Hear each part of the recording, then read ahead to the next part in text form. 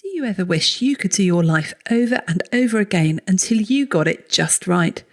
And have there been any moments in your life that you perhaps wish didn't happen, but were pivotal for you? And is it really possible to learn the important lessons in life without having to go through the really difficult stuff? Welcome to another episode of You Are Not a Frog, our special Christmas episode. And yes, it's the self-help book group again with Dr. Nik Kendrew, fellow podcaster, GP, and all-round wise guy, where we talk about a couple of books that have helped us enormously and share them with you. We can all do with a little encouragement right now. So listen to find out the difference between heights of happiness and depth of happiness, how even the smallest of our experiences may shape us, and the really small things that can make a huge difference to your happiness levels. Welcome to You Are Not a Frog, the podcast for GPs, doctors, and other busy professionals in high-stress jobs. Even before the coronavirus crisis, many of us were feeling stressed and one crisis away from not coping. We felt like frogs in boiling water, overwhelmed and exhausted. But this has crept up on us slowly, so we hardly notice the extra long days becoming the norm. And let's face it, frogs generally only have two choices: stay and be boiled alive, or jump out of the pan and leave. But you are not a frog, and that's where this podcast comes in. You have many more options than you think you do. It is possible to be master of your own destiny and to craft your life so that you can thrive even in the most difficult of circumstances. I'm your host, Dr. Rachel Morris, GP, turned executive coach and specialist in resilience at work. I work with doctors and other organisations all over the country to help professionals and their teams beat stress and take control of their work. I'll be talking to friends, colleagues and experts, all who have an interesting take on this, so that together we can take back control to survive and thrive in our work and lives. The Christmas season is traditionally a time of overeating, too much TV, and perhaps a bit of reflection before we set loads of resolutions for January that we probably won't keep. Now, it's fair to say for many of us, 2020 has been a total car crash. You may be feeling a bit disillusioned, hacked off, and lacking in joy this year. But now more than ever, we need to take back control of our lives, feel better, beat stress, and start to design a life in which we'll thrive. Now, I know what it's like to feel overwhelmed and exhausted and one crisis away from not coping. And that's why I created the Shapes Toolkit program for professionals in high-stress jobs. And I'm delighted that it's now available to all healthcare professionals as an e-learning course consisting of 4 modules with 5 videos each. It contains activities and exercises for reflection with up to 6 hours of CPD, and it will help you take control of your workload, maximise your well-being, change your response to stressful events, and design a working week that you're going to love. Now, I'd love to help you get ahead of the game, and I'm offering the course at a special discounted price. And as a Christmas bonus, I'm including my brand new ebook all about well-being, the Stressless Dashboard. So why don't you treat yourself this Christmas? Give yourself a present of the course. And I'm offering 100% no quibbles money back guarantee. So if you don't find it of any value, we'll give you your money back. So do take advantage of this special Christmas reduced price offer, which is only available until the 31st of December. Here's this week's episode. So hello and welcome to another episode of You Are Not a Frog. And this week is our very special Christmas edition, and I'm really pleased to have with me back again and again and again Dr. Nik Kendrew for our Christmas Self-Help Book Club edition. Nik, welcome. Hi, Rachel. Thanks for having me back. That's very exciting. Oh, it's always a pleasure to have you on, Nik. Just for those people that don't know who Nik is, Nik, why don't you just introduce yourself? Well, hi, I'm Nik Kendrew. I'm a GP down in Kent, and I also passionate about the media. So I have my own podcast called Boggled Docs, where we basically look at what's going on in the medical media, and we use that as a springboard for you to target your CPD. Because basically, I've seen a few shows in years gone by thinking, my goodness, if one of my patients has been watching that, they could come in tomorrow and want to talk about this topic. I need to know all about it. And so basically, it's trying to fill that gap. And so that's what I do on the podcast. And I also am a presenter for Red Whale, the GP update company. Yeah, and you're a GP partner as well. That's right, yes. So very varied career. And Boggled Docs is really great. I'd really recommend people have a listen. We're going to be talking about books today. And I think books, someone described to me, these books are, that they're the best value you can ever get, right? Because you can buy all these online courses, and my own online course, which people can buy about how to be happy at work and beat stress and thrive. But a book generally contains everything that someone knows, and it costs around, what, 15 quid, 12 quid? Yeah. So an awful lot of information for not very much money. And there's something different, isn't there, about reading a book as to watching something on a screen that I think can be really powerful and often sort of stays with you longer, which is one of the reasons why I started this sort of self-help book club with you, because, well, we both love reading these different things. And my husband goes on at me all the time about all these self-help books that I read, but genuinely, they've been my education and they've helped me so much. So I thought, let's do this regularly with you, and let's talk about some things that could be helpful for people that are listening that may be going through a hard time or thinking, how can I change things to mean I'm going to thrive more in my workplace? And this, of course, is the Christmas edition of You Are Not a Frog. Nik, what have you been reading recently? So I have been reading The Midnight Library by Matt Haig. So this is a fiction book. Now, Matt Haig I can't recommend him highly enough. He's brilliant. He's just the most amazing author. And he does non-fiction and fiction books. And I first came across him when I read his book, Reasons to Stay Alive. So he's somebody that suffered from depression, and he's actually been suicidal in the past. And that's why his book, Reasons to Stay Alive, is so powerful, because he's really very much speaking from the heart. So if you imagine that he's written that in the past, so now he's written this book, and it's come out in the last couple of months, The Midnight Library. So basically on the back cover, it says, between life and death, there is a library, she said. And within that library, the shelves go on forever. Every book provides a chance to try another life you could have lived, to see how things would have been if you'd made other choices. Would you have done anything different if you had the chance to undo your regrets?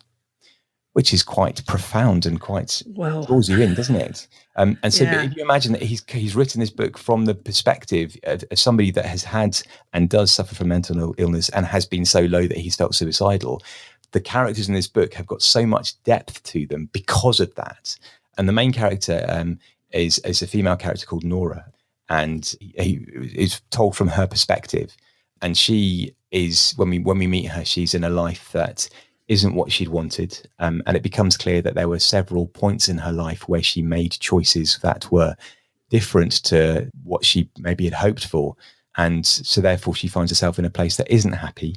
And it's difficult to talk about it too much without giving away too many spoilers. But basically, let's just say that she ends up in this library, which is between life and death. And so she then has to decide, and she gets offered all these different choices of different lives that she could have lived. And basically you stay in these lives until you become disappointed. And then you drop back out and go back to the library, and then you have another chat and decide about which one you want to see next. And it's about the right question, because to start with, she's asking about, I want to see the life where I do this or where I do that. But early on, she's not saying, I want to see the life where I'm happy, which is quite telling. And so she goes to some lives where on paper she should be the most happy that you could possibly be. And there's one where she dips into herself when she's this Olympic gold medal winning swimmer who's doing the circuit and giving all these kind of corporate talks and, life affirming talks and life coaching and all that kind of stuff. And so that's the life that she thought she would be really happy in. But actually, when she gets there and lives it, it's not quite as amazing as she thought. So I just think it's a really interesting angle to look at. And when you think about, the year that we've all had, you do get a bit reflective and think about, I wonder how things could be different. But I think often it's about accepting what you have and appreciating what you have. And if you're not happy with something, it's about trying to find a way to move forward from where you are. But there's just so many beautiful bits that are written in the book. And there's one bit that really struck me, because as we all know, human beings are human beings. We're imperfect. And it's about, there's a sequence which I'll just read out, which is basically just saying how we can accept other people and ourselves as imperfect. And I've never seen it kind of written quite like this, but I think this is just beautifully done. So here we go. It just says, a person was like a city. You couldn't let a few less desirable parts put you off the whole. There may be bits that you don't like, a few dodgy side streets and suburbs, but the good stuff makes it worthwhile. So I think it's worthwhile thinking about yourself as a city, and maybe people close to you too, because we've all got dodgy side streets and bits and pieces like that, haven't we? But hopefully the bigger picture is that it gives you a feeling of being a good thing. So which city are you, Rachel? Just thinking, I love the quote, we've all got dodgy side streets. I think it's such an important thing, because we do look back on life and think, oh, if only this, if only that, if only we hadn't got the coronavirus pandemic, if only I had made that choice, or that thing hadn't happened, and life is what it is, and it's made of the ups and downs. And I remember reading, people that have been through really traumatic experiences, often when they look back, they say that even though it was tough, they wouldn't change it. I mean, some people say, yeah, they absolutely would change it. But there's something that happens, and there's character building and there's resilience building that happens to us as we go through life. And unfortunately, nice experiences and nice things don't make you happy in the long run. And you can see that quite well when you look at all the celebrity reality TV shows where they can buy as many nice experiences and things as they want to. But there's a lot of research and positive psychology that says that the pleasant life and pleasant experiences can only get you so far. And actually, it's stuff that gives you meaning and purpose and all that sort of thing. That means that you are going to be much, much happier in life. And I guess happiness is a funny metric to measure things by anyway, isn't it? What does happiness mean? What's going to make us happy? One of the books I was going to talk about is this book called Happier by Tal Ben-Shahar, and he's the chap who sort of created pretty much the most popular course at Harvard University, all about how to be happy. And he talks about happiness as the ultimate currency, but it comes with a caveat. You have to be careful, because it's stuff that gives you meaning and purpose and satisfaction, not stuff that makes you feel good necessarily. Exactly. And I think I've often heard people say that where we're going wrong is that we think of happiness as a destination, but it's everything that happens along the way to that. That's the most important stuff. And also happiness is something that isn't permanent, comes and goes, doesn't it? And it's the things that make you feel good in yourself and feel content with where you are, which are more important. But if you're looking for one thing that's going to make you happy, then that's where we kind of come unstuck, I think.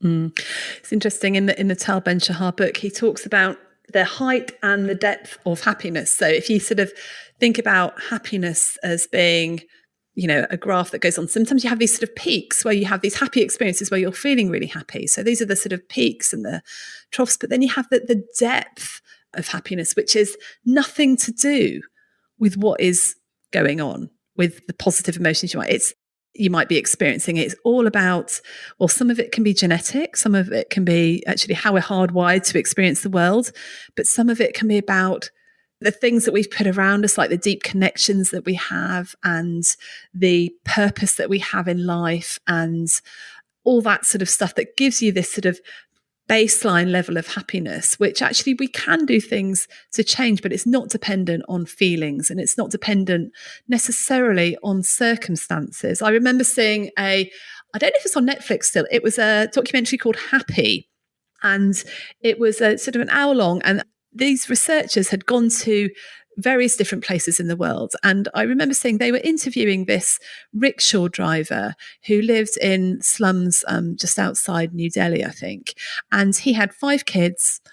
They were really, really poor, very hand-to-mouth living. He made his living as a rickshaw driver.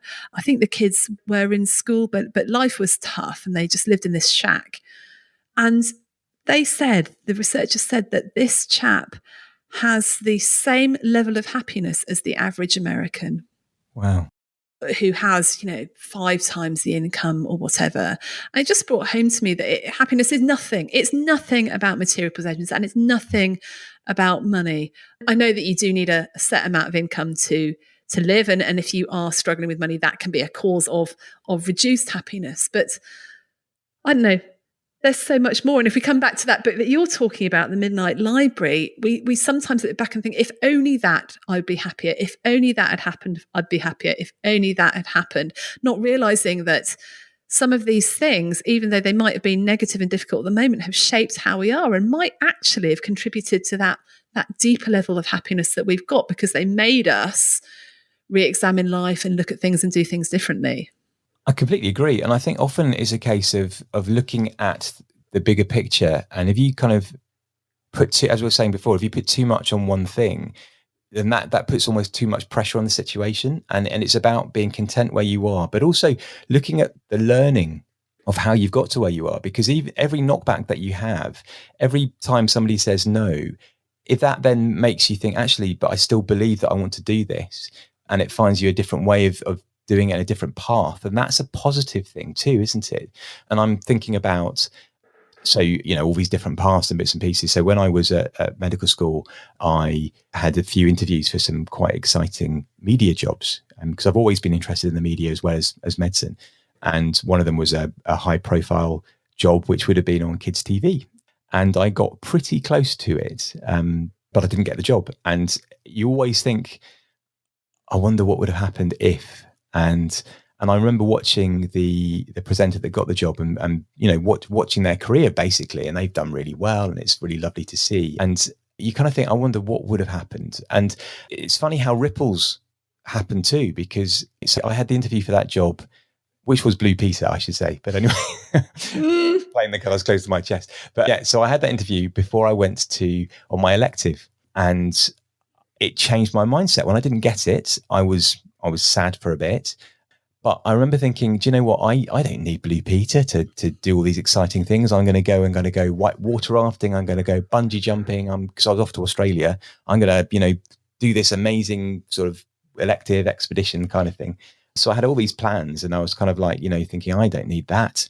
And it completely changed my life, because we went white water rafting, and I was with a group of friends, and we talked about it. And we were up in Cairns, up in Queensland, and unbeknownst to us, we went on the day of a cyclone as it was about to hit, and it was Cyclone Rona. So this was back in 1999, and it just went horribly wrong. And it just shows how life can change in a split second. And 1 minute we were in the boat, and our guide, a very surfy chap, Australian guy I think he was called Shane, I can't remember now. But he literally said, okay, guys, I need to tell you this now. The river is 3 meters higher than it normally would be. So I'm literally no use to you as a guide anymore. And the next thing I heard was him just screaming at the top of his voice, the F word, as we then got flipped out of the boat and sucked under. Oh, my word. And it was, it happened so quickly. I remember being under the water and looking up, and my foot was stuck between two rocks. And I remember looking up and thinking, this is how it happens. This is how I die. And all I could think of was that my parents were asleep, because it was obviously the time zone. And I thought I didn't get a chance to say goodbye. And then my foot became free, and I got out of the water, as in my head went above the water. And what you don't realize in these kind of situations, you have to, it's really obvious to say now, but you have to exhale before you inhale. And I'd inhaled, so my lungs were full. And I was like, I can't breathe. And I couldn't, and I forgot to exhale. And I managed to get a little bit out and a little bit in, but then I got sucked under again.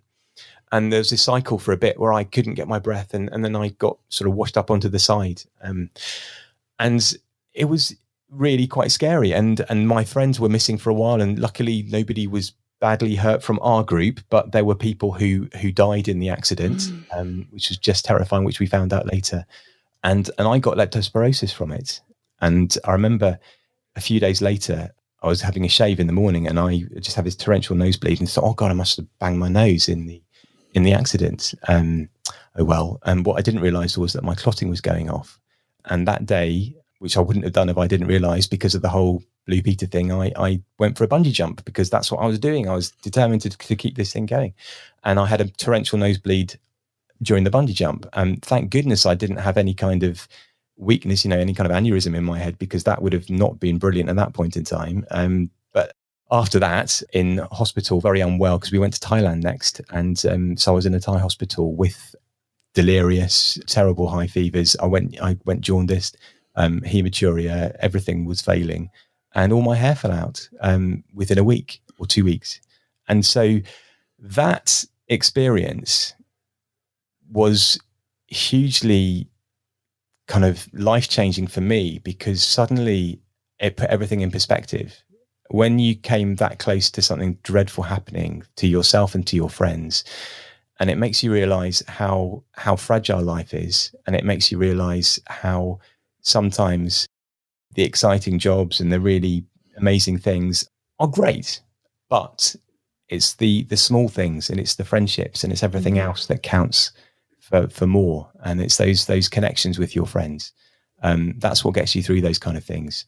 And I had all of that was just before my finals. So goodness knows how I passed my finals. I remember when I got back to the UK, I was back on the wards, and they put, this was back in the days of x-rays and X-ray boxes, and they put this X-ray up and said, "Oh, tell me about that."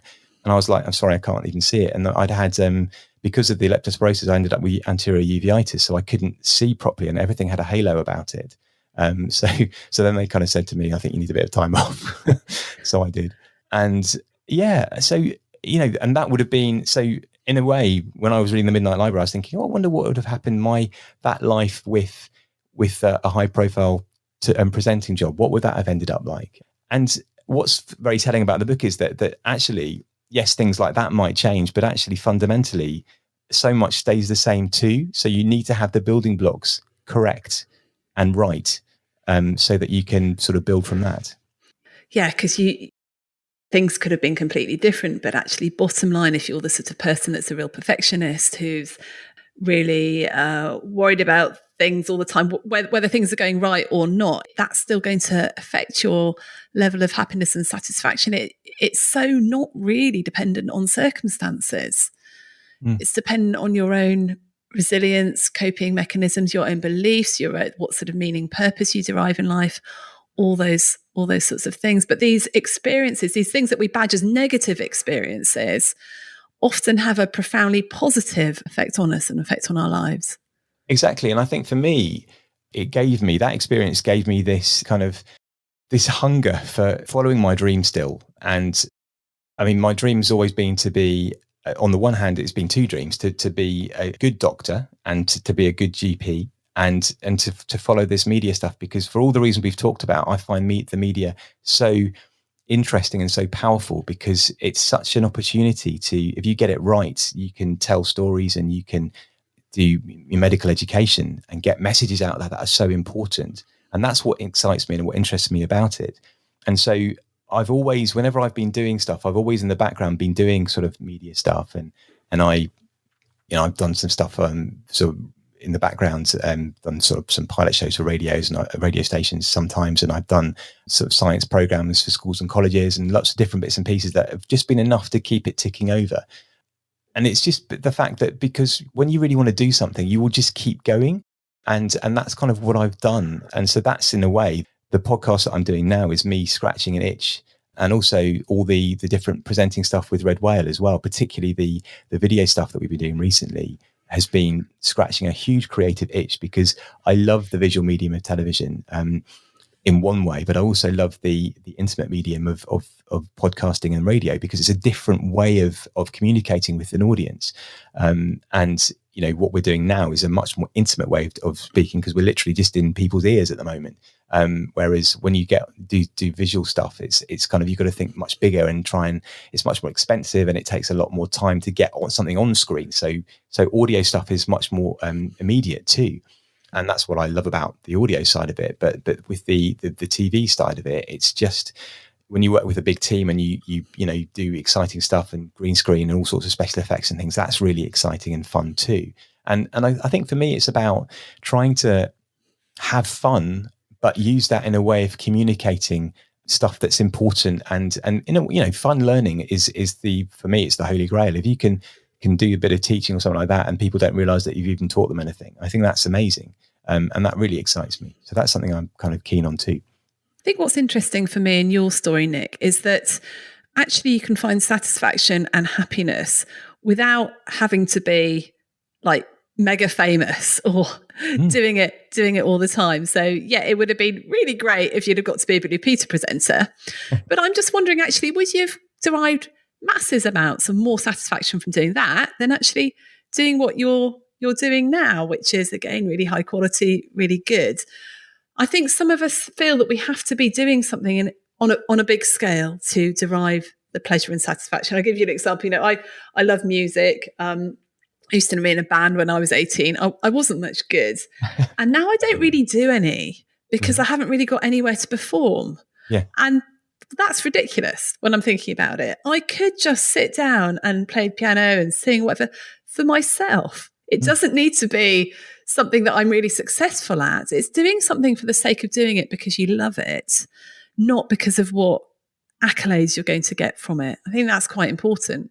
Exactly. And I think it is about being kind to yourself as well, because if that's a creative outlet, then it's a really important one to do. So maybe it could be your Christmas present to yourself that you could, play the piano every now and again, or something that's really going to help with that. What do you think? I think, yeah, no, I do think that's on my list of things to do, actually. And that, anything creative gets you into flow, doesn't it? Which is another big way of being happier. This state known as flow, where time stands still, you're probably learning a new skill or something like that, and you're completely lost in the moment and you're really enjoying yourself. Exactly. And it's funny what you were saying about, would I have been happy if I'd done a big TV job or something? And I think you're absolutely right. There's no guarantee I would have been. And in a way, what I'm doing at the moment is for me the best thing, because I am involved in every stage of the production process.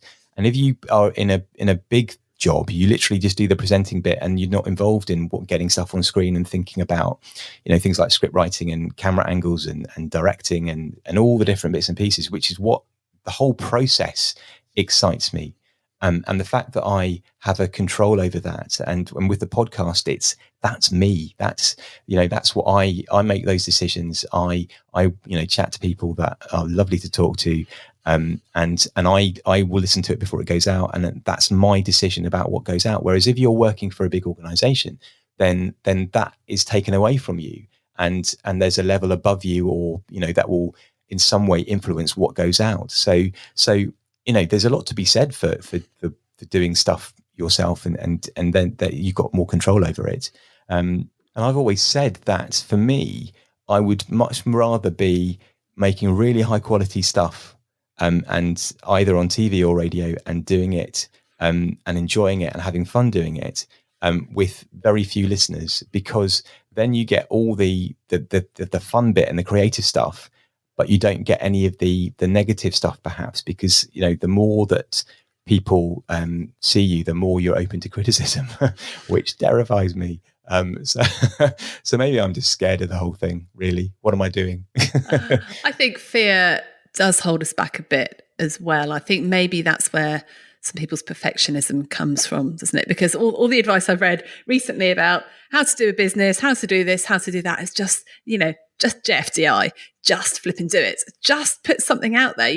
It might be a podcast, it might be a going live on a video on social media, or just try some teaching, try this. Everything I've ever done was a first. And the first time I did it, it was pretty rubbish. It was pretty terrible. Even with the podcast, everything was a first. And I'm hoping that I'm getting better at podcasting since I started. But it's all a learning experience. And if you're too frightened to try stuff out and try to learn from your errors because it has to be perfect when it goes out, then often you just stop yourself doing anything. Exactly. And I think that's one of my big things as well. I'm quite a perfectionist, and with my podcast, I was desperately trying to think, how can it be perfect? And I did 2 pilot episodes, which I really enjoyed doing, and you kindly helped me do one, which was lovely. Thank you. But then I was like, okay, how can I make this perfect, having done that? And then I just said to myself, do you know what? If you wait for this to be perfect, this is never going to happen. So I just thought, okay, I'm going to set a date and I'm going to do it, and it's just going to happen, and we'll see what happens. And you'll learn from doing it and actually putting it out there. And that's what I did. And luckily I've had some very lovely feedback. But it is literally the case of just do it, because you can wait forever for things to be exactly the right place. And because I was thinking, I'm a bit too busy, and I got such cold feet the week before I was going to do my first one. I was like, what am I doing? This is ridiculous. Why am I even doing a podcast? You're mad to do this. And then I just thought, but actually I need to do this when I'm at my busiest, because I need to make it fit around my schedule. Because if I think, okay, I'm going to wait till I'm on annual leave and I'm going to put a whole week aside to do this podcast, then that's unsustainable, because I can't be off work forever. So it needs to fit around what I'm doing already. And that's what I've done. And that seems to be working, fingers crossed, at the moment. Yeah, absolutely. I think you hit the nail on the head. We wait till things are going to be perfect, and we wait till we've got time to do them. And in my experience as a, busy professional, that time never comes. Literally, it will never come if you wait until you've got time. So you need to get on and do the stuff, even if you feel you've not got time. Now, there's a caveat here, because one of the things I talk about a lot in terms of resilience and stuff is not waiting, not adding more stuff into your life when you don't have time for it. So if you really want to do something, add it in, but then get rid of something else. Get rid of the fluff, get rid of the stuff that's not contributing to your life or making you happy, or you're just doing because you feel that you ought to do it. And and experiment and get stuff out there. Nik, we're almost out of time. I just wanted to ask a question, and it's something that I've been wondering about for a while.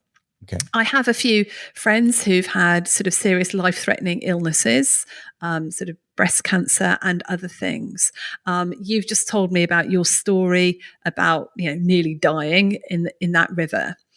All of which had a massive impact on people and made them change their lives and change the way they did things, and really got them focused on what was important in life and what made them happy. Now, I don't want to have a life-threatening illness. I'm sure you don't. How do we get that mindset without having to go through those awful things? How do we do that for ourselves without having to create some great disaster or crisis in our lives? That's a really good question.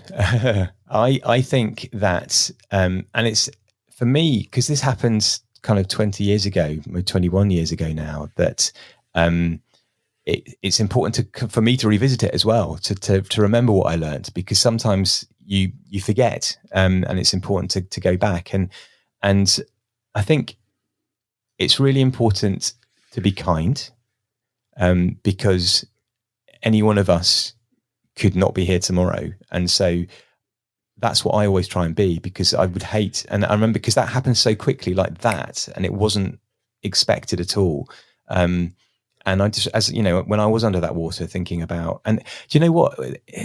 It's true what they say, when your life does flash in front of you, because I had all these different images of me, running around as a toddler and stuff with my brother in the garden and stuff, that what on earth was going on there? And it's just, and it was all in slow motion. It's really, really bizarre.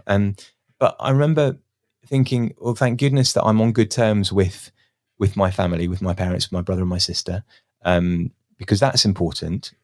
But also, if you're kind to people, because you never know when you're going to need to call on them. Your friends will help you in situations, and even if it's, if you're doing something like a podcast, you've met people along the way, you'll have chatted to them. They will come on it if you've been nice to them. But if you're not nice to people, then they're just going to go, do you know what? I'm a bit busy, really. Sorry. And I think as well, it's about don't give up on the dreams that you've been following, because they're important too. You need to have something to focus on in the future, or to aim towards. And it might be that changes, or it becomes a little bit different to what it was originally, but it's got to be something that you are trying to achieve. And it might just be something straightforward, such as you want to sort of build on the relationship that you've got and have more time for your partner and stuff like that. But that's all going to pay dividends in the long run. And yeah, I does that answer your question? Yeah, I think that's some really good advice. I was just thinking, I was reading this Happier book, and towards the end, it's got a sort of little meditation about imagine, and it's got a quote from Mark Twain saying, life would be infinitely happier if we could only be born at the age of 80 and gradually approach 18.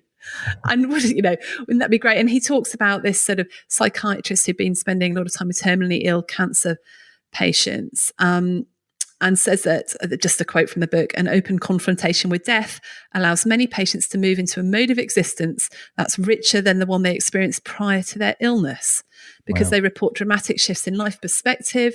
They can trivialize the trivial. they assume a sense of control. They basically stop doing things they do not wish to do. They communicate more openly with families and close friends, and they live entirely in the present rather than in the future or the past. Yeah. And, and then this quote at the end of this section says, and over we hear our patients say, why did we have to wait until now, till we're riddled with cancer, to learn how to value and appreciate life? And I think that living in the present is probably the best advice, isn't it? Because it helps with so many things. It helps if you're going through something awful, if you're experiencing a dreadful illness, then if you live in the present, you can cope with the few seconds that you're living in. And it's a way of kind of reframing things in many ways. The other thing that always rings true is about life experiences, that you will regret the things that you didn't do. If you try them and it doesn't work out, or you're not happy doing them, that's fine. At least you tried them. But don't not do something because you're scared of not doing it, or because you won't find, or you don't think you've got time to do it. Just give it a go. And that's the best sort of experience, isn't it? Yeah, absolutely. Don't wait. Try things now. Live in the present. Don't worry about the future or the past, and appreciate those little things that actually are so important. And I think for me, the coronavirus pandemic has brought my attention back to the little things that are important to me, like my family and like my friends, and being outdoors and being fit, and all those sorts of things. And connecting upwards and with those things that give my life meaning and purpose. And actually that is the basis of happiness, not really what we achieve or how much money we earn or, what we look like or anything like that. And it's about building memories as well, isn't it? Yeah, absolutely. So Nick, we're at the end of the episode. Gosh, that was so much for a sort of ho lighthearted Christmas episode. But I'm really glad that we talked about that, because that question of how do we hold those insights as if we didn't have much time left and live life like that. I'm going to keep thinking about actually over the next few weeks, and I might have an answer for you maybe by the middle of next year. So when I've got the answer, I will share it. Cool. I look forward to that. Do you have any top tips for people just, over the Christmas period, what they can do to live a bit more like that?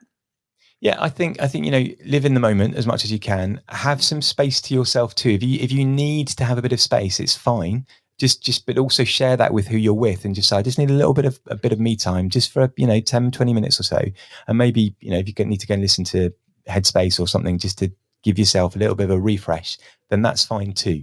And don't feel guilty about that, because Christmas sometimes, and any kind of festival, when you're with family and friends that maybe you don't spend a lot of time with now, that when we were kids, we spent lots of time, but now it's kind of more short, sharp bursts when you're kind of sort of working and stuff. Then it's a case of just being honest and just saying, loving being with you, I just need a little bit of time to myself, and I'll be back in 20 minutes and I'll be absolutely fine. So it's just sharing that, isn't it, really? Great. Good. Well, Nik, thank you so much for being on the podcast with us today. My top tips as we're going, probably just to say to people, just if you've got something you want to do, just do it, put it out there. Don't worry about it being perfect, and don't wait until you've got time to do it. My second thing would be start to say no to more stuff that you really don't want to do. Yes. Life is too short to waste on stuff like that, and appreciate the small things in life that give us pleasure and happiness and connection. Exactly. And I definitely, the small things are what to focus on. Brilliant. Oh, Nik, it's always been a pleasure. Thank you so much for being on, and we'll speak to you soon. Thanks for having me. Take care. See you soon. Cheers. Bye. Bye. Thanks for listening. If you've enjoyed this episode, then please share it with your friends and colleagues. Please subscribe to my You Are Not a Frog email list and subscribe to the podcast. And if you have enjoyed it, then please leave me a rating wherever you listen to your podcasts. So keep well, everyone. You're doing a great job. You got this.